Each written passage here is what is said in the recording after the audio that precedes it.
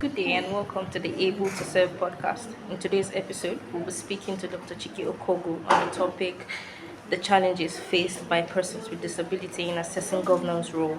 Good afternoon, Dr. Chike Good afternoon, Okogwu. my dear. All right, so tell us about you and your organization, everything really today. Whenever people tell me to tell them about me, I say, where do I start from? From the very top. Well, if I start from the very top, Chike Okogwu is an ebullient and very boisterous person who survived a car crash at the age of 36 on December 15th, 2006, on my way to the Abuja airport. The car crash left me paraplegic since then, confining me to a wheelchair. And at that time, I asked God, why me? And but today I say to the Satan, try Try me. You me. know, it's been a beautiful journey. I thank God every day for my life because were it not for the grace of God and surviving that accident, I won't be doing what I do today. So indeed, when adversities come, it is a preparation to launch you into greater things. Um, I once had a discourse with a top Nigerian with a top Nigerian academia, and I asked him, "How come you're known the world over in this particular field?" And he said that's where God had chosen him to be, and that perhaps me being a journalist, God needed one of us to be in there, one of us journalists to go through what persons with disabilities were suffering so as to amplify the voices of PWDs because they were crying and nobody was hearing them. So that sums up who I am. Fantastic. So let's go right into it. Today, we'll be speaking on the challenges faced by persons with disability in assessing governance role. So, do you think you can give us an overview of the challenges that persons with disability face in assessing governance role? Um, you see, this topic, I'm glad that we're actually talking about it Okay. because the more we talk about it, the more it will come to people's consciousness. 17 years ago, when I survived this car crash, like I said earlier, I met the model. In fact, I would say I met the sympathy model of disability struggle, where we were all talking to the masters like servants, and we were at the Mercy. mercy of this everybody in governance. Nobody's people saw people with disabilities. I mean, apartheid in South Africa was even better than what we met. You know, the apathy was too much, and it actually bolstered me because when I survived the car crash, I had two experiences which we I like to share. I was rehabilitated in South Africa, the first rehabilitation. And then in South Africa, I saw a model where that told me that the wheelchair was a runway for the airplane to go and taxi and park. Oh, And then, so I said, am I going to live my life like this? And then a year after, when I got to the US, some things happened at that time, so I couldn't get my papers. I lost my papers, so it took a while for me to get them restored. But on getting to the US, I saw the wheelchair has the same runway for an aircraft to take off. So you see, perception. What am I trying to say? And then in the course of my work, in 2010, I did some research work, and a I had to do a research work on Franklin Delano Roosevelt, who had been the governor of New York, to see how America got to where it got to. Mind you, at this time when Francis FDR was popularly known, FDR then was he became president of America during the Second World War. Okay. and he turned out to be one of America's best Best presidents. person. He ran America from a wheelchair. He survived, I think it was polio or something. The American Disability Act wasn't there, but if you go to New York today, Hmm. everything is designed Hmm. bearing in mind that Persons with somebody is on a disability. wheelchair. And the underground stations, they run underground, lots of everything is accessible. Bringing it back to Nigeria, I couldn't understand why train stations that had been built, even in the UK and in other developed worlds, over 100 years ago, were accessible to persons with Persons with disabilities, disability. even though you had to have specific stations to got it on and off. But it was there. Here in Nigeria, nothing. Nothing. And then further down the road, when I did more academic studies, I found out that because of our cultural barriers, Hmm. we saw disability as a taboo and as a curse. They see disability as a human right. What we're talking about now in the world is what they had seen. So Already. until disability is treated as a human right, Right. your right to freedom, your right to breathe, your right to live, your right to eat, your right to live, then we'll begin to understand what it means to thrive, even if you're a PWD. Hmm. That's an eye opener right there. So, sir, what do you think are the common barriers that prevent persons with disabilities from participating in governance role? The first thing like I mentioned a couple of minutes ago, culture is one. Hmm. My sister Lois, she has a beautiful name now. Forgive me if I don't remember her full. Lois But Alta. Lois Alta, she's popularly known as Lois Alta, but she's married now. Yeah. Lois had a terrible experience. Remember when Lois she ran for she was going from party to party. They would give her free tickets, some she would pay. And then she went to some places. They said, first you're a woman and Person with how dare you come here? At another point they said you're a woman, you're a PWD, and you're also not married from here. We married you out.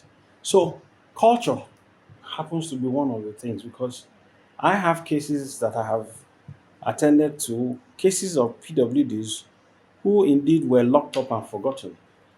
And I have seen families where their disabled child is hidden away from from the world.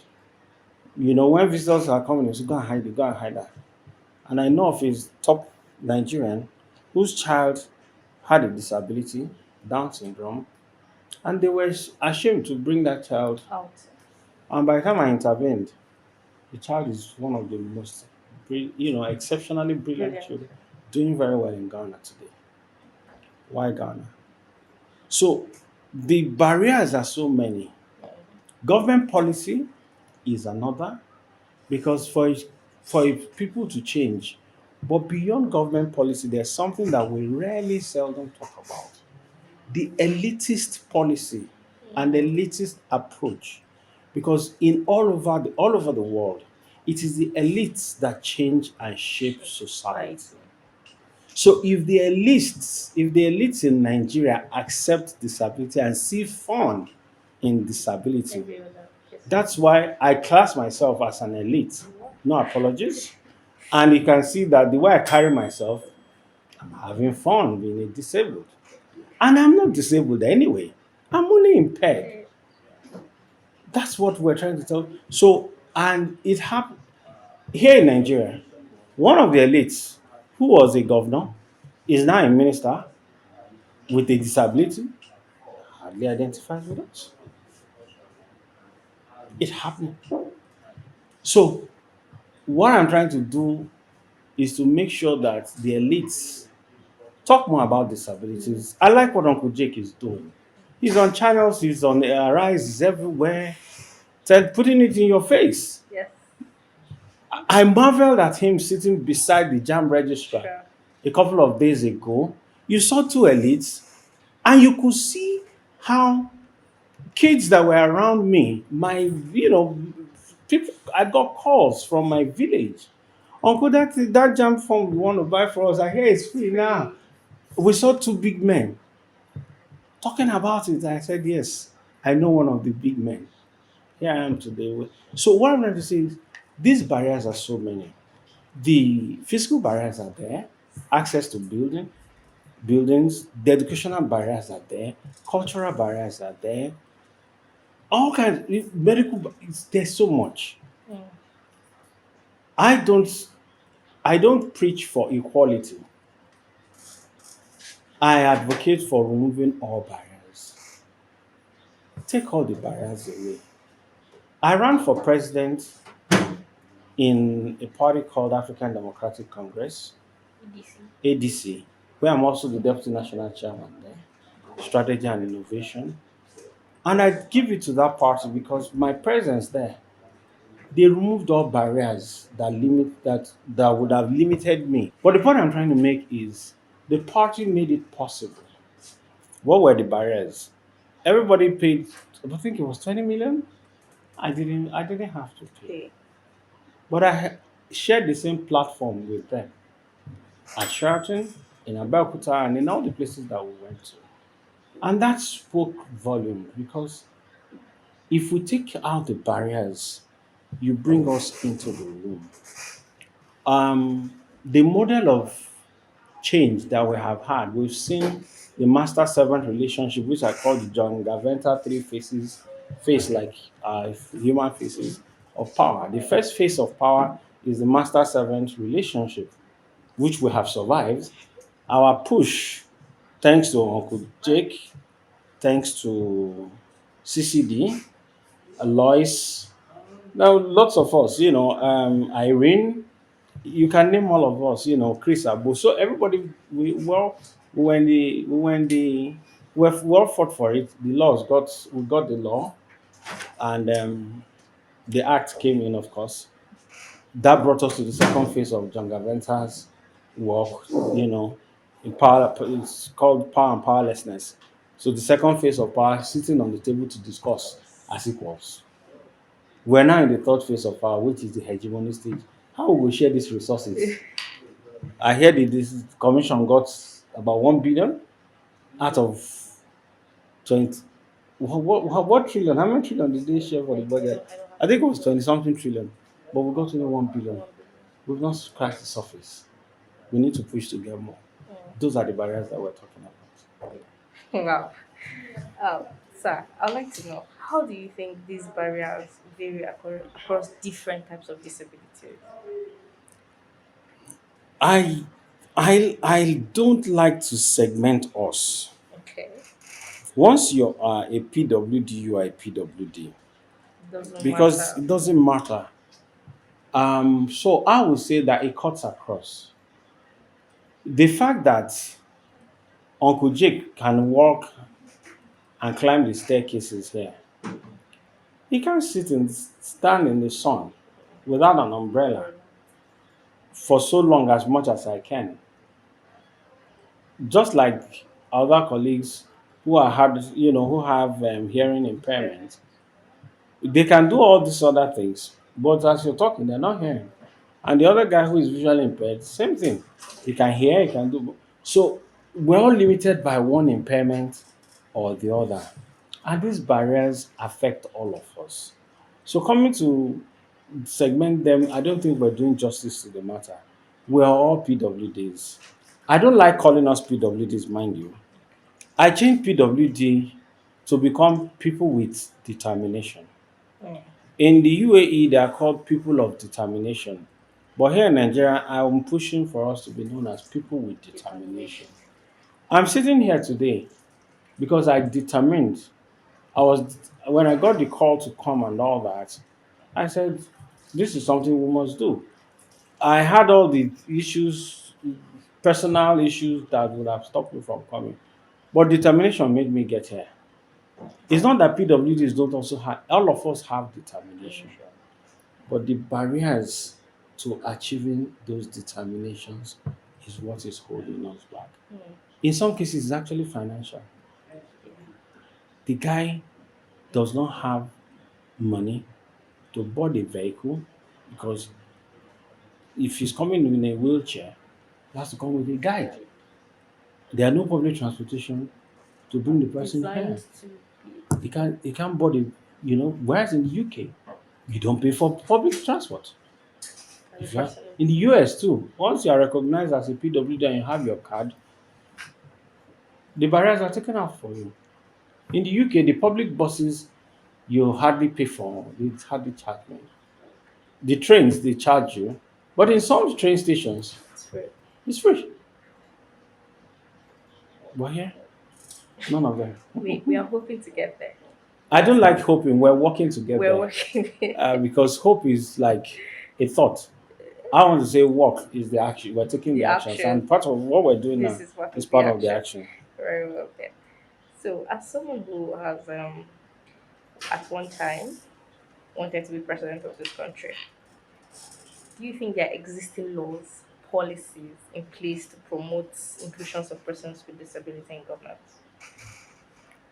If there is, I would say at that time till now, it's not effective. Okay. We just finished the 5 years of grace period for the Disability Disability Act Act in Nigeria. So we're now in, they say, implementation implementation act. stage. I call it action taking time. Mm. So I like to say this popular one. PWDs will not go agree. Starting from this No February, grief for from this day, will not anybody. agree for anybody. But jokes apart, we will agree. Police said we should not campaign for will not agree. So, but don't take my rights. Don't trample on my rights. I not agree. Yeah. But here is the point: the laws needs to be strengthened. I agree that at the time the law came into being, it was necessary to put it together the way let's have a law. I recall back in 2013, 2014 stroke 15, I was one of those pushing for President Jonathan to sign the act. Ah, It was close to the elections, the promises were made. In fairness to President Jonathan, I had conversations. personal conversations and interactions. He was willing to sign the act. But the mechanisms of government at that time, for some reason, did not push the bill to him. The Senate, National Assembly had done their bit. They were worried that it would cost more money. More money. And since it was an election time, if they win, then they would do it because they would have created the money for it. But if they didn't win, it would be unfair for them to leave work for an incoming Okay. administration to inherit Yeah. something. But the incoming administration came in for 4 years till nothing happened until 2019. If Okay. not, Ian later asked that question at the presidential debate. That's why presidential debates are important Important. because that question was not well handled. It showed that there was a leakage in the system. So for us to be compensated, the law No. had to be signed. So in all in all, I think that the journey to El Dorado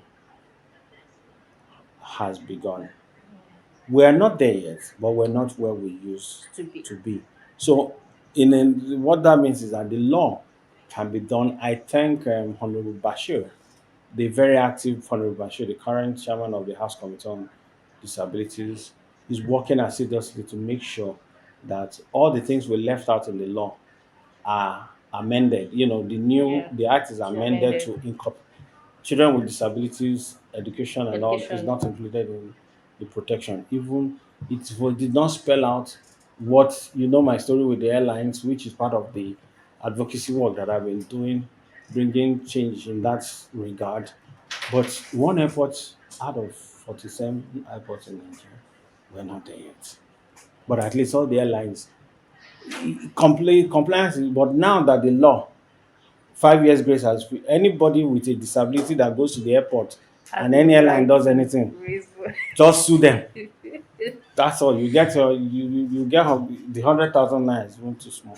I think there's a 1 million naira somewhere. I don't know. 100,000, 1 million Well, jail time, but at least anyone will suffice. at least So we need to strengthen the laws. We need to. So do you think these laws, do you think there are improvements that need to be made in So this law so many. And I'm glad that I'll be part of that team that to will advocate for that yes, improvements? yes, there's so many. We need to have when you say access to public buildings, I in my at the Center for Ability Rehabilitation and Empowerment Care, where I am blessed to run. At Care, we have intervened in PWDs versus banks Mm. and found a middle ground.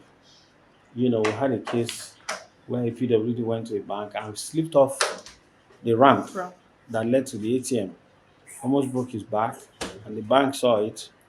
The bank was magnanimous enough to actually compensate him. Compensation, it wasn't the amount, I think it was 2 million. But the the goodness of the kind-heartedness of the bank won it for me. So we will get there. We will get there.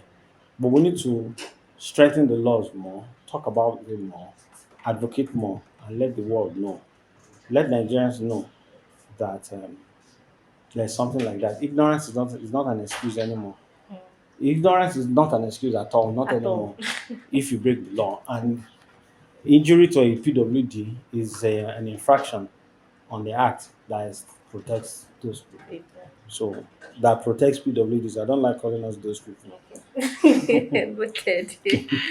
Okay. How can we enhance the representations of persons with disability in various levels of governance? Advocacy, advocacy, advocacy. Keep on advocating. People think that because I have met a couple of PWDs, I'm able to serve. I interacted with quite a number of them. You could see, I mean, kudos to all of them who had the boldness to come out. And I pray that in the next elections, more of them will We'll come. still come out. And we need to talk more about it and educate them, prepare them. Last elections took us unawares. Let me let the cat out of the bag here, and if anybody can do it, let them do it. We're already doing it. I think all of us should come together to have like a training school, a leadership school, Mm. to begin to groom PWDs in preparation For for the the next next level election. elections. The journey starts now. Mm. If we something is education, and you see Nigeria is such a beautiful country, all you need is primary six. You don't even have to pass. Yeah. Just Just attend. just indicate that you Attend. attended testimonial. That's all. So we can do that in some cases in secondary school. So most of them who did not go to secondary school, who got to only primary school, are actually qualified, but they don't know. Mm. And they think that they must be able to speak English. Mm-mm. No. If you can communicate and mobilize people in your local language, when they get to Oh, the they'll speak point, English. they'll if you don't if they can't because of you, they will get you an interpreter that will interpret the thing. But Yeah. we need to bring more of us out because, like I said earlier at the beginning, culture has made us hide our best, and even the ones that are not classed as good enough, culture has made our society to hide them. The time has come to change such cultures, and that is why our country should be adaptive in nature. We should be able to adapt to new realities. The reality today is that PWD or disability is a human right. Yeah. Wow. So very quickly, sir. The media, as we know, is a powerful tool, right? Now, what role do you think, or what role do you think the media play in shaping public perception of disability and governance? The first role of the media is to set the agenda. And I think we have failed also by not engaging the media to set the The agenda. agenda. I, as a media person, I'm only one voice. How many places can I reach? Jake Epele, because of his media background too, or how many people can Can he he reach? reach So we're like lone voices in the shouting in the wilderness. wilderness? Our thinking and approach to media is that whenever we have events, we call media and they show it and then we retire it as part of what we did so that our funders can see that we're working. No, there must be intentional creations to popularize and speak about our issues. If you talk about business, business productions on TV, Okay.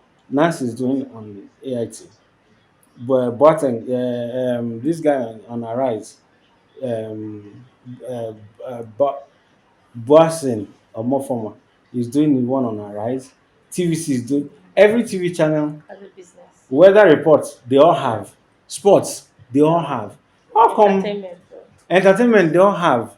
Politics they all have. Do you understand? How come they don't all have Really? disabilities? So the space is there, and that is what I think we should do. We should encourage all the media houses to talk about Disability. disabilities. If we have every state, major TV station having their dedicated, not one program duplicated in many places, but Differently. you understand, jack of one trade, master of all, All. not jack of all trade, Master of none. master of none. Because what we're doing is one person wants to be on all TV stations. How can we make governance structure and processes more accessible to persons with disabilities? And I'd like you to share specific examples of successful initiative in this regard. Okay. I'll liken this to the INEC guidelines Okay. and the Disability Act. INEC was given powers by the Electoral Act to do what they need to do to make the electoral process easy. Easy. And they released a guideline that makes it mandatory or that guides the political parties as to how to incorporate persons with disabilities in the political process. Guess what? Political parties don't even look at the guidelines. Okay. Some don't even know it exists. And then they're all over the place. So what I'm trying to say is that even though the guidelines are there, because they are not an act of law, Law. they don't look at it. My take will be let us amend the electoral the Disability Act. Act to incorporate these things because when you come by way of a law, anybody that does not do what they ought to do, like the American Disability Act says and protects the rights of people with disabilities. I attended some conferences in the UK at some point in my life where the act, I think is there's a law in the UK that protects PWDs in accommodation. True life experience. My apartment at some point in the UK was, of course, I got it like a normal person. Mm. But by the time my disability became registered in the system for free, it was remodeled. Model. Wow. That is a society that Wow. accommodates happy people. So even in the US, I'm not saying that it's perfect, 100. Yeah.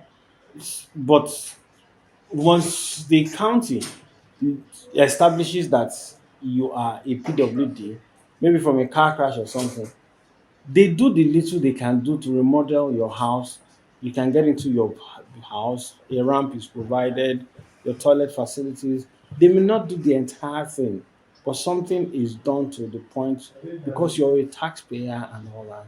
If you're a veteran and all that who survived car crash or bomb blast or injury in the war front and all that, it's not perfect, but the welfare system there takes care of you to a large extent. If everything fails, they give you food every day. You have food. You have your food stamps and all that, so you won't go hungry.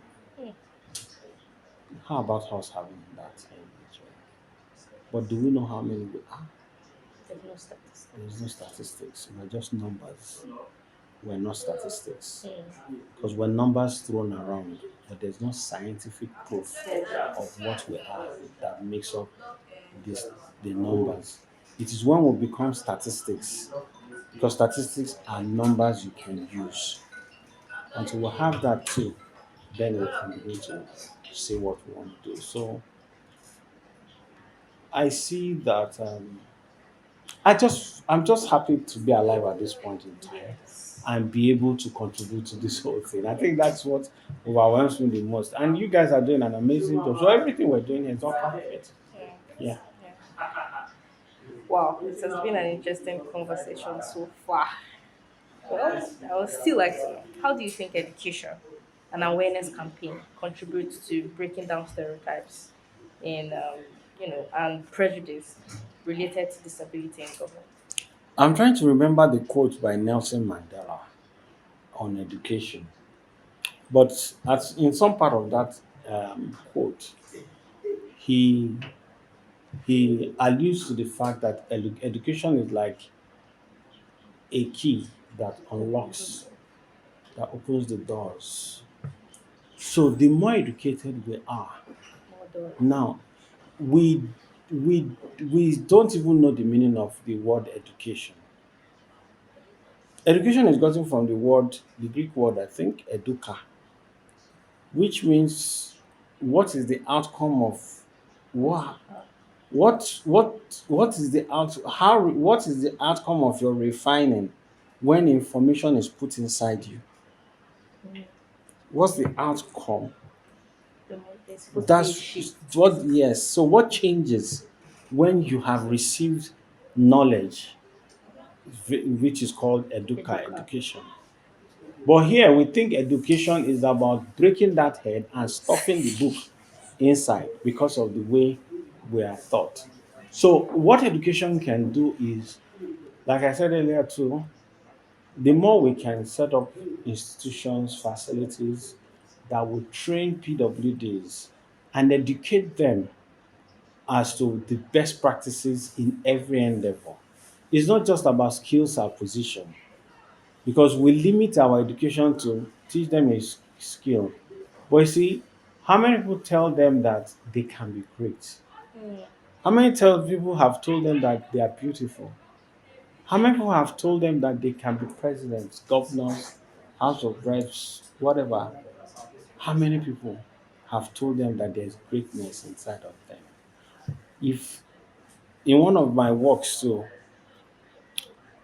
I worked on an irony called the strength and weakness. The strength and weakness. What is the strength and weakness? When a PWD stands on a queue, the law says take him to the front. Front. Do you know that's some resource, that's some strength. But that strength is given by way of the value, or that strength is enamored by the value you also carry. So already you are given the shoelace, is like the shoelaces and the boots. Okay. Some come to the race without boots. Some are given boots and they are told to tie shoelaces. The PWDs don't even come with legs, Legs. so we can't even get boots to tie shoelaces.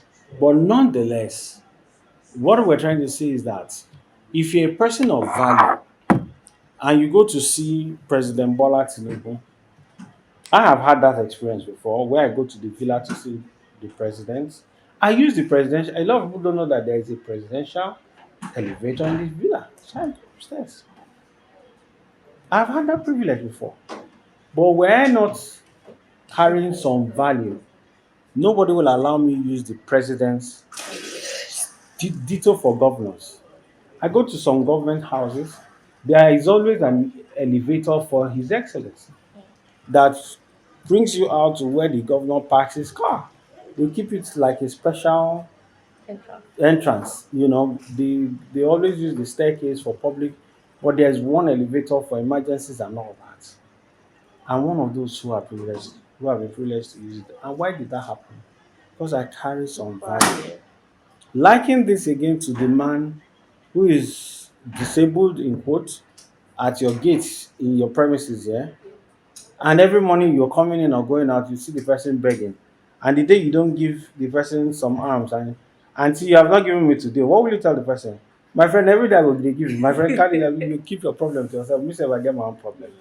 But if the person has a shop I and sell. sells things there, all of you will say go to Chike's shop at the gate.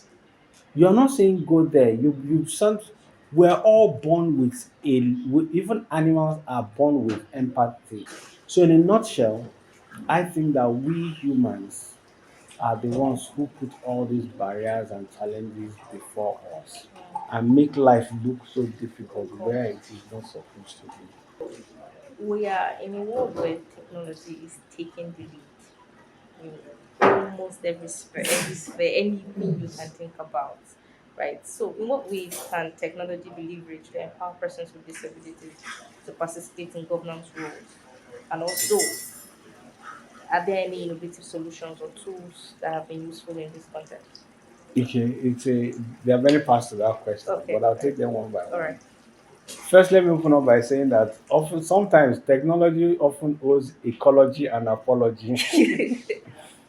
But technology, whether you like it or not, Tips. it's the 21st century. We're in the world of artificial intelligence now. I want to tell people with disabilities that it's not just enough to have a smartphone. You can get smarter by making your smartphone become a smartphone in your hands. A lot of people don't know that. So technology is needed. How did I get in here? A power chair. Chair. That's technology. How can the hearing impaired understand some of the things we're saying? That transcript, that chest Subtitle. caption that we see is all part of technology. Braille that the blind use in reading is all part of technology. Hearing aids, all right. So Different. even for the visually impaired, technology has gotten to the point where somebody who could not see before now, messages are sent to the brain and the iris, and they're able to interpret colors and images. We must embrace technology. We just don't. I mean, I've seen on TV and in different, it's just that most of them they will show you what they are doing. They won't put a contact number, and then you search and search, you can't find them. PWDs who are doing amazing work in the technology world. Going forwards, and to wrap it up, three words: technology, technology, technology. Technology. We can't do away with it. We must have to embrace technology. Many of us have smartphones. I wish they will know that they can be smarter if they put those smartphones to use. Check our colleagues who are blind with their smartphones. They fast forward the messages that they are reading, but you all you're hearing is a fast forwarded thing, but they understand everything that is being said there. That's technology. It is technology that makes a visually impaired person to be able to read text messages. If it is that, I drive, yes. And how do I drive? They took my legs, or the car crash, spinal cord injury took my legs, but my hands are functional, and I have driving kits. I have friends. Chris Agbo drives. Yes. Yes. The chief of staff to the SSN on disability, Zuma. Yodo, Barrister Yodo, he drives. Even the SSA to the president on disability, Good right. he drives. Technology. So what technology does for us is to take it from level A to level B. And it is important that we keep enhancing it so that we get to the zenith of it, level Z. Mm. So we must embrace technology, we must encourage technology, and we must begin to build some of those technologies here. NASENI and some other agencies are there. I'm calling on them to encourage and partner with us. I have seen PWDs who built wheelchairs. It's on WhatsApp. And I've seen the ones who went as far as building power wheelchairs with solar powered wheelchairs Wheelchairs. here in Nigeria. It may not be beautiful as you want, But but it's functional. it's Can you share examples of persons with disabilities who have successfully overcome challenges and made a significant impact in governance role? I talked about FDR earlier, Yeah, yeah. who was governor of US, of governor of New York, New York. and later became the president of the United States. There's Martelli or so, who was vice president of Argentina. He was on a wheelchair. I can go. The there's also there's another lady out there in Australia, in South Africa.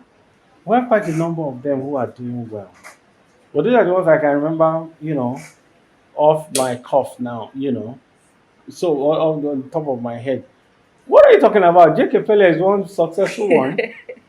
Irene Ogbogu, Yeah. you know, CCD, David Daniele. Let Yes. me localize it. Paul and Ehekwaba. They must not be in government Governors. or to be able to make changes. But even when they're in government, I mean, the current Lasoda head of Lasoda, the fantastic lady, I can't remember her name, and Darida just left. We all have yours truly here too is one. Let me knock I was my own waiting for you drum. to say that. So we can go on and on. Yeah. All the fantastic people here working here. This is TAF Africa is a fantastic office that blends the unique abilities of everybody. And when they deliver, you do not see disability in their work.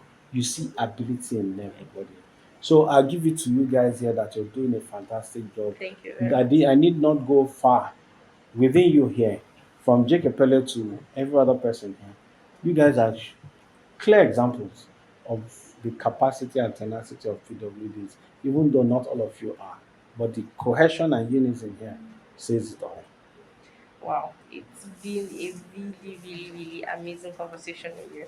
So, I don't know. I'd like to take your final thoughts. What My do you final hope to see? thoughts, it's 5 years now of Disability Act. So those of you listening to us, PWD say we no go gree. We no go gree again. But the truth of the matter is, I'm not saying go out there and be rude or abrasive in your approach. I preach more of moral suasion, explain to people. I don't believe that now that we're in the Implementation Act, you should begin to seal up people's houses and Doesn't you can do that when you use moral suasion and it does not work. work. But I think we'll start from moral suasion first. Okay, there's an act, madam, there's an act that tells us that this is the right thing to do. Oh, I didn't know. Okay, now you know. How soon can you put this in place for us? Okay, give me 1 year. No, you had 5 years, even though you didn't know. Let's do 6 months and you work out something.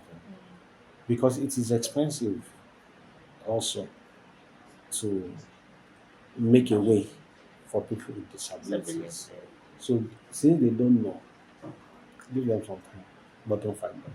Yeah. Thank you very much. Thank you for joining us on this episode of the Able Said podcast. We had a conversation with Dr. Chike Okogwu on the topic the challenges faced by persons with disabilities in assessing governance role. As always, this podcast was brought to you by TAP Africa and funded by the Makoto Foundation, organizations committed to fostering inclusive conversations that matter. Don't forget to subscribe, share, and connect with us on social media. Your engagement is crucial to making this conversation heard. Until next time, I'm Gloria Etuk signing off. Together, let's explore the journey towards a more inclusive future.